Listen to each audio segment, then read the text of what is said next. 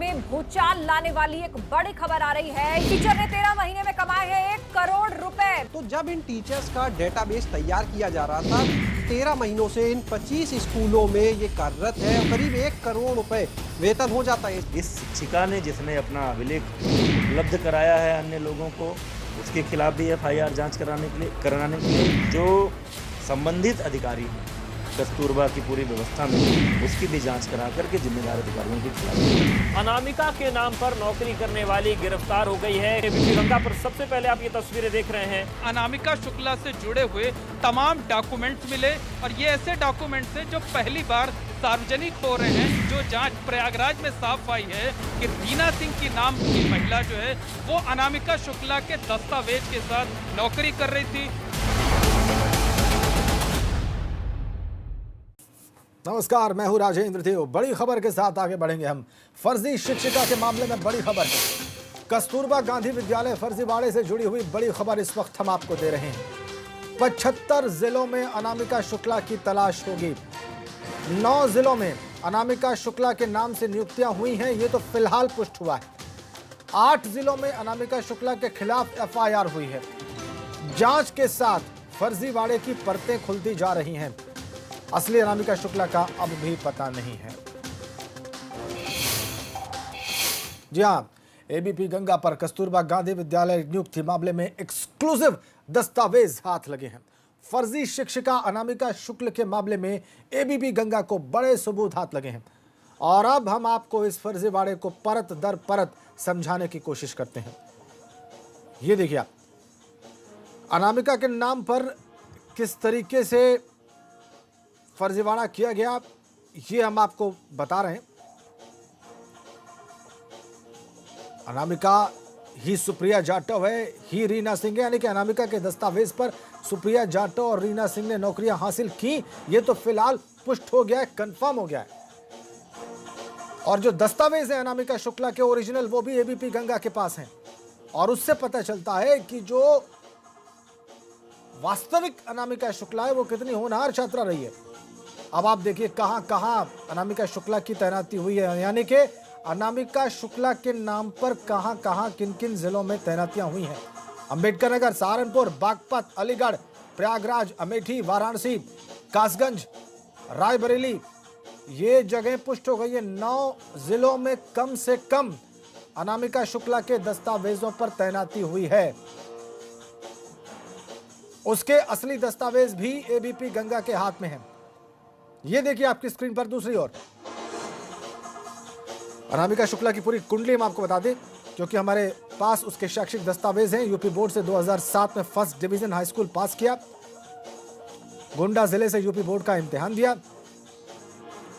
इसके अलावा 2009 में इंटरमीडिएट की परीक्षा पास की, 2007 में हाई स्कूल, 2009 में इंटरमीडिएट, फिर गोंडा जिले के गर्ल्स कॉलेज के पास ये पास हुई थी। इंटर भी फर्स्ट डिवीजन पास हुई, अच्छे नंबर रहे। यूपी बोर्ड से 2012 में अवध विश्वविद्यालय फैजाबाद से BSc फर्स्ट डिवीजन पास हुई, फिर से एक बार बढ़िया रिकॉर्ड। 2013 में B.Ed फर्स्ट डिवीजन क्लियर किया अवध यूनिवर्सिटी से ही। 2015 में TET क्वालिफाई किया।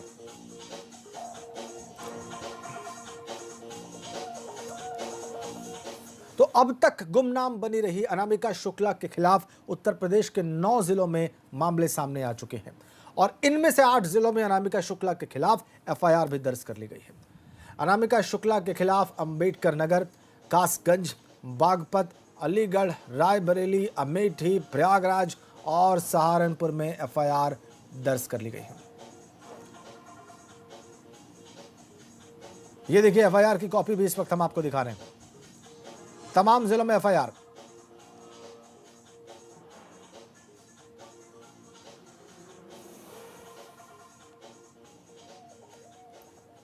सीधा प्रयागराज चलते हैं। मोहम्मद मोइन इस वक्त हमारे सहयोगी वहां से सीधा कनेक्ट है। मोइन के पास हैं वो दस्तावेज, ओरिजिनल डॉक्यूमेंट्स जिनके बूते पर ये 25 जिलों में 25 जगहों पर 25 स्कूलों में नियुक्तियां हुई हैं। मोइन, क्या खास देखा आपने इन डॉक्यूमेंट्स में? देखिए, हमने जो डॉक्यूमेंट्स हमें हाथ लगे अनामिका शुक्ला के, उसमें 10वीं से लेकर के टीईटी तक के हैं। 10वीं के हैं, 12वीं के हैं, बीएससी के डॉक्यूमेंट्स हैं, बीएड के हैं और जो टीईटी क्वालिफाई उसने किया है उसके हैं। इस आधार पर हम कह सकते हैं कि अनामिका शुक्ला भले ही कोई हो, अनामिका शुक्ला का इस पूरे प्रकरण में कोई हाथ हो या ना हो, उसका क्या रोल होगा ये जांच के बाद साफ होगा। लेकिन इतना ज़रूर कहा जा सकता है कि अनामिका शुक्ला नाम की जो छात्रा रही है, जो अभ्यर्थी रही है, बहुत होनहार छात्रा रही है और उसने सभी परीक्षाओं में उतने नंबर हासिल किए हैं जितना किसी स्टूडेंट के लिए किसी सपने की तरह होता है, जितने की तैयारी स्टूडेंट्स करते हैं, दिन रात मेहनत करते हैं। तो 10वीं की परीक्षा देखें, 12वीं की देखें, चाहे बीएससी की देखें, चाहे बीएड का देखें और सबसे आखिरी में 2015 में उसने जो टीईटी क्वालिफाई किया है, सभी में उसे ज़बरदस्त मार्क्स मिले हैं। और यही इसीलिए कहा जा रहा है कि अनामिका शुक्ला के डॉक्यूमेंट्स का दुरुपयोग किया गया है। अलग अलग लोगों को अनामिका शुक्ला बनाकर अलग अलग जिलों में पेश किया गया है ताकि इतने ज़बरदस्त नंबर के आधार पर सिलेक्शन में कोई कोताही न रह जाए, कोई कमी न रह जाए। लेकिन अभी भी एक सवाल है कि आखिर अनामिका शुक्ला कहाँ है? अगर वो लगातार टीवी चैनल्स और मीडिया में ये खबरें देख रही है तो गुमनाम क्यों बनी है, सामने क्यों नहीं आ रही है? इस पूरे प्रकरण में अनामिका का रोल क्या है? सही बात है, इतना साफ हो चुका है कि अनामिका शुक्ला के डॉक्यूमेंट्स का दुरुपयोग किया गया है, लेकिन इसमें खुद अनामिका की भी कोई भूमिका है या नहीं, इस बात की पड़ताल होना ज़रूरी है। इस सच्चाई का सामने आना ज़रूरी है और सबसे ज़रूरी ये है कि अनामिका शुक्ला कौन है, कहाँ है और वो सामने क्यों नहीं आ रही है। और अब तक जो एफआईआर दर्ज हुई हैं, शिक्षा विभाग ने अब तक जो पड़ताल की है, वो अब तक अनामिका को क्यों नहीं खोज पाया है। हमारे पास जो डॉक्यूमेंट्स हैं उनके आधार पर अनामिका का पता लगाना, उसे खोज पाना कोई बहुत बड़ा काम नहीं है। जांच एजेंसियों के लिए, शिक्षा विभाग के लिए ये चुटकी बजाने का काम है। घंटे 2 घंटे में उसका पता लगाया जा सकता है। पिछले 1 हफ्ते से ये मामला सुर्खियों में है, लेकिन उसके बावजूद अनामिका शुक्ला जो है वो गुमनाम है, वो लापता है, ना वो खुद सामने आ रही है और ना ही उसका पता लगाया जा रहा है। ये जो डॉक्यूमेंट्स आपके पास है मोइन, इसमें पता क्या है अनामिका शुक्ला का जो इतनी होनहार है? देखिए, हमारे पास जो डॉक्यूमेंट्स हैं वो डॉक्यूमेंट्स हैं जहां पर उसने हाई स्कूल से लेकर टीईटी तक की पढ़ाई की है। उस आधार पर हम कह सकते हैं कि अनामिका शुक्ला उत्तर प्रदेश के गोंडा जिले की रहने वाली है। उसने गोंडा से ही हाई स्कूल की परीक्षा पास की, उसने गोंडा से ही इंटरमीडिएट की परीक्षा पास की, इसके बाद उसने गोंडा से ही बीएससी किया, जो अवध यूनिवर्सिटी का एक डिग्री कॉलेज है उससे जुड़ा हुआ, वहीं से किया। तो इस आधार पर अनुमान ये लगाया जा रहा है कि अनामिका शुक्ला गोंडा की रहने वाली है और उसके नाम का दुरुपयोग किया गया है। अब मोइन, आप इतने सारे जिलों में तलाश चल रही है। मैं आपको बताऊं, आपकी बात ही मैं दर्शकों को बता दूं, आप थोड़े सहज हो जाएं तब तक। कई जिलों में एफआईआर हो रही है, कई 75 जिलों में लगभग तलाश की जा रही है।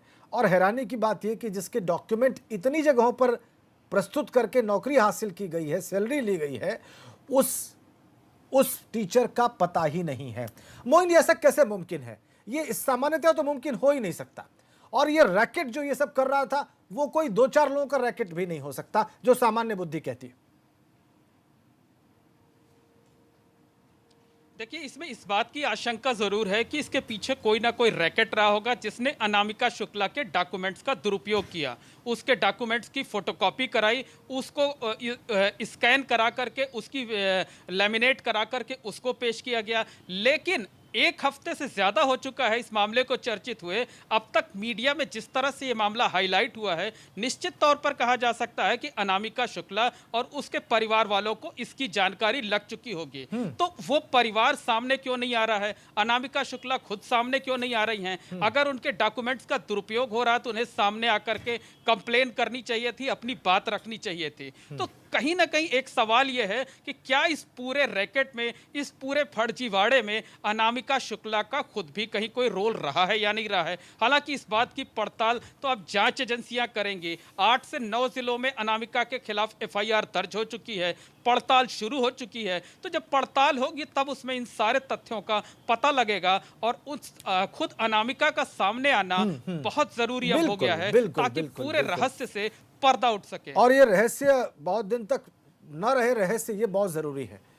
ये रहस्य न रहे, ये सबके लिए बहुत आवश्यक है। शिक्षा विभाग के लिए, उत्तर प्रदेश की शिक्षा के लिए बहुत ज़रूरी है। बहुत बहुत धन्यवाद मोइन आपका इन तमाम डिटेल्स के लिए। बहुत विस्तार में आपने हमारे दर्शकों को बताया कि क्या चीज़ें फिलहाल एबीपी गंगा के पास हैं, जो एक्सक्लूसिव हैं, जो बिल्कुल ताज़ा हैं और किस ओर इशारा कर रही हैं। आगे बढ़ते हैं। मुख्यमंत्री योगी आदित्यनाथ आजमगढ़ से वाराणसी पहुँचे। वाराणसी पुलिस लाइन में उनका हेलीकॉप्टर उतरा। इसके बाद वो सर्किट हाउस के लिए रवाना हो गए। आपको बताएं कि मुख्यमंत्री वाराणसी में सीएम ने अधिकारियों के साथ वो बैठक करेंगे और इसके साथ साथ विश्वनाथ कॉरिडोर का निरीक्षण भी करेंगे। मुख्यमंत्री कोरोना काल में सेवा दे रहे अस्पतालों का भी स्थलीय निरीक्षण कर सकते हैं। उनके आगमन को देखते हुए प्रशासन की ओर से सुरक्षा के कड़े इंतजाम हैं। दौरे के दौरान हर किसी से सोशल डिस्टेंसिंग की अपील की जा रही है। कोरोना के कारण नेताओं और कार्यकर्ताओं को पुलिस लाइन मैदान में स्वागत करने और बुके देने से मना भी किया गया था।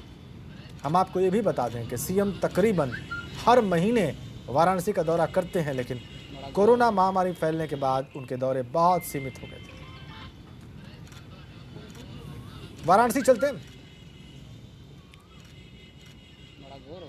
कोरोना के जितने भी पेशेंट हैं, इनको कोविड हॉस्पिटल में हम उपचार की सुविधा उपलब्ध करवा रहे हैं।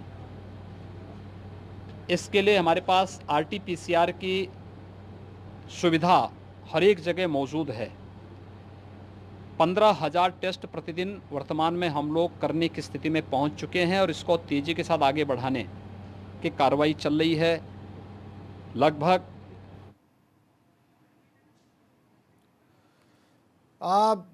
तो मुख्यमंत्री की बात आपने सुनी। अब हम वाराणसी चलते हैं और जानते हैं कि वहाँ पर क्या हलचल है। मुख्यमंत्री के पहुँचने के बाद क्या चीज़ें ज़मीन पर दिखाई दे रही हैं, कहाँ पर अधिकारी कितने चुस्त दुरुस्त दिखाई दे रहे हैं। नीतीश पांडे हमारे साथ जुड़ गए वाराणसी से। नीतीश, क्या ताज़ा जानकारी आपके पास मुख्यमंत्री के वहाँ होने के बारे में? अपडेट की बात करें राजेंद्र, तो मुख्यमंत्री बाबा विश्वनाथ धाम पहुंच चुके हैं। बाबा विश्वनाथ धाम पहुंचकर विश्वनाथ कॉरिडोर का जायजा लेंगे। उसके पहले मुख्यमंत्री ने पार्टी स्तर के आला जो पदाधिकारी हैं उनके साथ बैठक की। व्यवस्थाओं का अभी तक क्या रहा कोरोना का अपडेट, और इसके साथ ही पार्टी स्तर पे क्या चीज़ें हो सकती हैं, इन सारी बातों को लेकर चर्चा की है, जिसमें उनकी पार्टी के जो आला नेता हैं वो मौजूद रहे हैं, जो बनारस के आला नेता कहे जाते हैं। इसके बाद मुख्यमंत्री विश्वनाथ कॉरिडोर की ओर रवाना हुए हैं और वहां पहुंच गए हैं। वहां स्थलीय निरीक्षण करके मुख्यमंत्री फिर सर्किट हाउस में आएंगे और सर्किट हाउस में जो यहाँ के स्थानीय अधिकारी हैं, अधिकारियों के साथ समीक्षा बैठक लेंगे। और उसके बाद जो अभी तक की जानकारी है, कोविड-19 से जुड़े अस्पतालों का भी मुख्यमंत्री स्थलीय निरीक्षण कर सकते हैं। लेकिन मुख्यमंत्री का ये दौरा खास इसलिए है कि हर बार मुख्यमंत्री लगभग 1 से सवा महीने के बीच मुख्यमंत्री बनारस जरूर आ जाते थे, बाबा के दरबार में जरूर आ जाते थे। लेकिन इस बार जब से लॉकडाउन लगा उसके पहले से मुख्यमंत्री आए थे और अब लगभग 2 से सवा 2 महीने के बाद मुख्यमंत्री बाबा के दरबार में आए हैं। तो निश्चित तौर पे ऐसा अनुमान भी है कि कल से बाबा का दरबार खोल दिया जाएगा और उसके पहले मुख्यमंत्री बाबा भोलेनाथ, बाबा विश्वनाथ के दरबार में हैं। तो निश्चित तौर पे एक आशीर्वाद भी मांगेंगे। ऐसी उम्मीद है कि कोरोना से जल्द प्रदेश मुक्त हो। राजेंद्र, बिल्कुल बिल्कुल। आपने बताया कि विश्वनाथ धाम पहुंच चुके हैं मुख्यमंत्री, तो बहुत जल्दी हम वो तस्वीरें भी अपने दर्शकों को दिखाएंगे जब वो बाबा के दरबार के भीतर दिखाई देंगे और वहां पे दर्शन पूजन करते दिखाई देंगे। लेकिन इसके अलावा शहर में और क्या आपको तैयारी दिखाई दे रही है मुख्यमंत्री के पहुंचने के बाद, नीतीश? राजन जी, आपको बता दें कि शहर के हर चौराहे पर पुलिसकर्मियों को तैनात किया गया है। सारे पुलिसकर्मियों को सख्त हिदायत दी गई है कि आप बिना मास्क के किसी भी सुरक्षा के चौक पर खड़े नहीं रहेंगे। इसके साथ ही जो आम आदमी हैं उनको भी सोशल डिस्टेंस बनाने के लिए कहा जा रहा है। हालांकि थोड़ी अव्यवस्था भी हमको देखने को मिली। जिस दौरान मुख्यमंत्री की फ्लीट गुजर रही थी उस दौरान चौराहों पर जिस तरह से रोका गया लोगों को, वैसे में भीड़ जमा हो गई और लोग काफ़ी संख्या में जमा हो गए, तो कहीं ना कहीं सोशल डिस्टेंसिंग थोड़ी बहुत प्रभावित हुई। लेकिन जैसे ही मुख्यमंत्री की फ्लीट यहाँ अंद्रापुल चौराहे के आगे से गुजरी है, उसके बाद से तुरंत ट्रैफिक खोल दिया गया और फिर एक बार सब चीज़ें सामान्य हो गई हैं। तो सुरक्षा व्यवस्था पूरी तरह से चौकस है और इसके साथ ही लोगों से, जो सुरक्षा कर्मी हैं और जो आम जनता है, सबसे सोशल डिस्टेंस बनाए रखने की अपील की गई है। आपको बता दें कि जब मुख्यमंत्री आप कह रहे हैं कि बगैर मास्क के कोई पुलिसकर्मी नहीं रहेगा जहां जहां पे उसका डिप्लॉयमेंट है, और सोशल डिस्टेंसिंग का पूरा ख्याल रखने के निर्देश हैं। बहुत धन्यवाद। इससे एक मैसेज भी जाएगा तमाम लोगों में वाराणसी के आगे बढ़ते हैं। इससे पहले सीएम योगी आदित्यनाथ आजमगढ़ के दौरे पर थे और वहां सबसे पहले उन्होंने पुलिस लाइन में आला अधिकारियों के साथ बैठक की और अधिकारियों को जरूरी दिशा निर्देश दिए। इसके बाद उनका काफिला जिला अस्पताल पहुंचा और वहां पर उन्होंने टूनेट मशीनों का उद्घाटन किया। इस दौरान मुख्यमंत्री ने मीडिया से बातचीत करते हुए कहा कि प्रवासी मजदूरों की हर संभव मदद की जा रही है। माइग्रेंट कमीशन के जरिए प्रवासियों को रोजगार दिया जाएगा।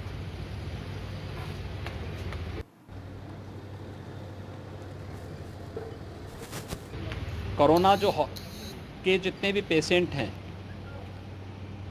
इनको कोविड हॉस्पिटल में हम उपचार की सुविधा उपलब्ध करवा रहे हैं। इसके लिए हमारे पास RT-PCR की सुविधा हर एक जगह मौजूद है। 15,000 टेस्ट प्रतिदिन वर्तमान में हम लोग करने की स्थिति में पहुंच चुके हैं और इसको तेज़ी के साथ आगे बढ़ाने की कार्रवाई चल रही है। लगभग प्रदेश के अंदर 4 लाख टेस्ट अब तक हम कर चुके हैं। 4 करोड़ से अधिक लोगों का मेडिकल स्क्रीनिंग का कार्य भी संपन्न हो चुका है। कोरोना उपचार से जुड़ी हुई लेवल 1, लेवल 2, लेवल 3 के 1 लाख से अधिक बेड उत्तर प्रदेश में वर्तमान में हमारे पास मौजूद हैं और हर जनपद में वेंटिलेटर की सुविधा भी हम लोगों ने आज के दिन पे उपलब्ध करवाई है। तो क्या वाराणसी में स्मार्ट सिटी के तहत हो रहे कामों में घोटाला हो रहा है? ये हम नहीं बल्कि सरकार के मंत्री कह रहे हैं। दरअसल मंत्री रविंद्र जायसवाल स्मार्ट सिटी के कामों का निरीक्षण कर रहे थे और इसी दौरान उन्होंने नदेसर तालाब पर चल रहे कामों का स्थलीय निरीक्षण कर कई गड़बड़ियां पकड़ने का दावा किया है। आरोप लगाया है कि निर्माण में बढ़िया ईंट की जगह दोयम दर्जे की ईंट इस्तेमाल की जा रही है। काम में बालू की जगह महीन कंक्रीट के भी इस्तेमाल का आरोप लगाया गया है। मंत्री जी ने अब वाराणसी कमिश्नर और शासन को पत्र लिखकर पूरे मामले की जांच की मांग की है।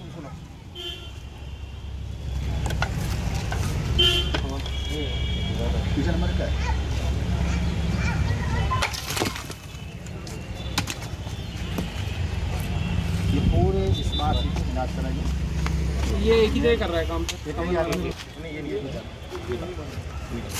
वाराणसी प्राचीन शहर है, हेरिटेज शहर है, शिक्षा का शहर है, धार्मिक शहर है।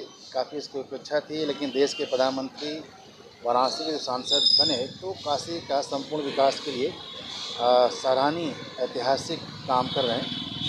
लेकिन लगातार सोशल मीडिया पर मीडिया के माध्यम से आ रहा था कि अधिकारियों में कहीं न कहीं इस पर करप्शन में तब्दील है और इसको लेकर के जब हमने मौके पर नगर आयुक्त के माध्यम से इसको लेकर के नगर निगम पूरा टीम लेकर के मौके पर गया जांच करने के लिए, तो यहाँ पर एक स्मार्ट सिटी से अरबों रुपए आए हुए हैं। अरबों रुपए से अलग अलग योजनाओं से काम चल रहे हैं। उसमें नदेसर पर एक तालाब का भी सुंदरीकरण हो रहा था। जब हम लोग मौके पहुँचा गया, वहाँ पर नगर आयुक्त को बताया कि भाई यहाँ पर आपके यहाँ जो जुड़ाई हो रहा है उसमें लाल बालू नहीं है, टेंडर आपका लाल बालू हुआ है। उन्होंने अधिकारियों से पूछा कि हाँ टेंडर लाल बालू हुआ है, लेकिन हम लोग भस्सी से काम कर रहे हैं। अब बालू का टेंडर हुआ है और उसमें अब भस्सी के रेट में 3 गुना अंतर है। ये स्थिति है। मंत्री जी का बयान आपने सुना और इसके साथ ही वक्त एक ब्रेक का।